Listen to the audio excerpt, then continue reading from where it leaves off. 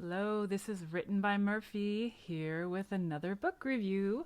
This is Emotional Wisdom: How to Read, Understand, and Process Emotions by Randolph R. Cornelius. This is actually a lecture series. This guy did, it's a lot like the Great Courses, but it's some other place that's doing this. Learn25 is the publisher. Okay. Now, I picked this up because I was inspired by the Voss book, Never Split the Difference. And I did a review of that earlier. And they were talking about communicating is far more about emotions. You know how they say, I've heard this so many times, that what you say is a less than half of what is actually conveyed when you're talking with someone. I don't want to acknowledge that. I want my words to be perfect and understood, and I want other people to say words that they mean, and that's not actually how it works. So I was realizing, not only do I have a block to understanding emotions and thinking about the emotional content of my communications and other people's communications, I really repress my emotions because, at work in particular, because at work, I've been told it's this message: don't be emotional. When you're being professional, don't be emotional. I'm a woman in a technological field. I have to be absolutely crisp and precise all of the time, right? And I certainly strive to be, but in order to do that, I repress the emotional content. But if I am doing that, I'm blocking off a lot of what communication is about.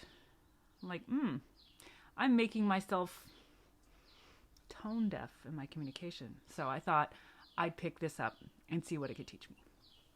All right. This is actually pretty scientific. It's not a how-to, it's a how-is book. It's like, this is what emotions are. He gave, and I should have written them all down, but there were like 4 or 5 different theories of emotions. And it reminds me of, like, some people say emotions are this, some people say emotions are that. It's like, some people say light is in waves, and some people say light is particles. But it's both. So when you treat the emotions consistently with the theory that you're using, then you can get somewhere. But don't mix and match. There was an interesting story. He said there was a book by Darwin. Darwin wrote a book about emotions? What? That guy. He did a lot. I like Darwin. I hadn't read Origin of Species, but I read Voyage of the Beagle, which I enjoyed. I really liked Darwin. He was a nice guy. I'm like, I could totally have a long chat with Darwin. I would be friends with him. Anyway, he wrote a book about emotions, and so there's ways to thinking about emotion. I took away that emotions are something that you can feel in your body. Like, they are, one theory is that they are, and I may be getting this wrong because I took a lot of it together. They're emotions that you feel in your body and then you feel it. So you've got a sensation in your body and then you feel it. Or there's another theory where you have a thought, and that thought creates something in your body and then the emotion. Wow. So like the process, the journey of emotion. Oh, wow. So here's some ways to think about it. Like William James, the best known to me as being the brother of Henry James, author of Daisy Miller, but and other books. He thought himself well out of depression, mental illness. He was incredibly disciplined with his thoughts and made himself functional in society on that, theory. Wow. Okay. So today I was feeling tired when I woke up, and I've been feeling a little tired all week. So I decided I would act as if I had more energy And it helped a little. I kind of forgot a lot because I was tired, but I did try to, when I felt like I was feeling tired, I'm like, no, wait, instead of feeling, oh, I'm tired and letting that overcome me, I went, no, I can act as if I have energy. And that kept me from sinking into that all day, just today. So I guess this was a bit of a how-to. I took this idea and exercised it and used the knowledge.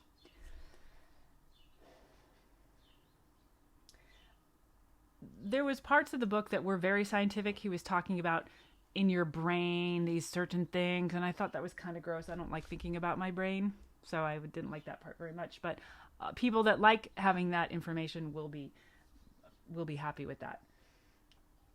There is, remember that book, the movie Inside Out with all the emotions, the Pixar movie, the disgust, fear, sadness, joy.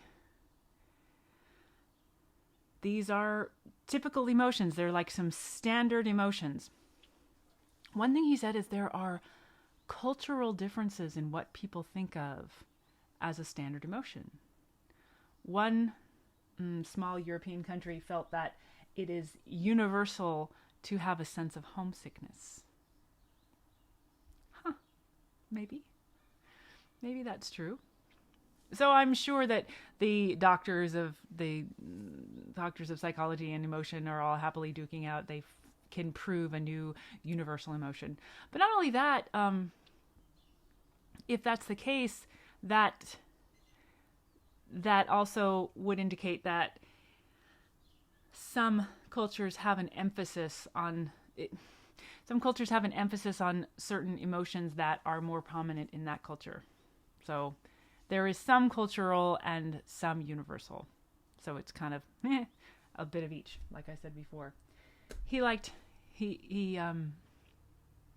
did talk about the emotions of animals. Maybe animals have emotion. It's difficult to prove, but they sure act like it. But maybe they act like it because over the years that they've been domesticated, we've taught them to be that way, maybe. So it's hard to prove. It was fascinating to learn about it and understand what underlies it. I don't think I'm done. I'd like to know more about how to be in touch with my emotions and how to communicate with emotions in a way that feels genuine to me. I think I'd have to practice it. I think I'd have to practice being genuinely and easily the right level of emotion when I'm talking to people who I'm not super close to. This was a good start. I enjoyed this lecture series. I recommend it. It was interesting, and it wasn't too. Sometimes stories can like grab you too hard, and you're like, oh, I don't want to be overwhelmed by this. It was just the right amount, kind of a nice little journey to learn with him, and I liked this guy. He was nice. Randolph Cornelius admitted that he himself began this journey because he was interested in the study of crying and why we cry. And he admitted that he himself cries. He's a crier, he said. How revealing. It made me like him. So this was a good book. I'm glad I watched it. I'm glad to listen to it. And I want to find out even more about emotions. What do you think? What would you like to know? Maybe you have a feeling you'd like to share.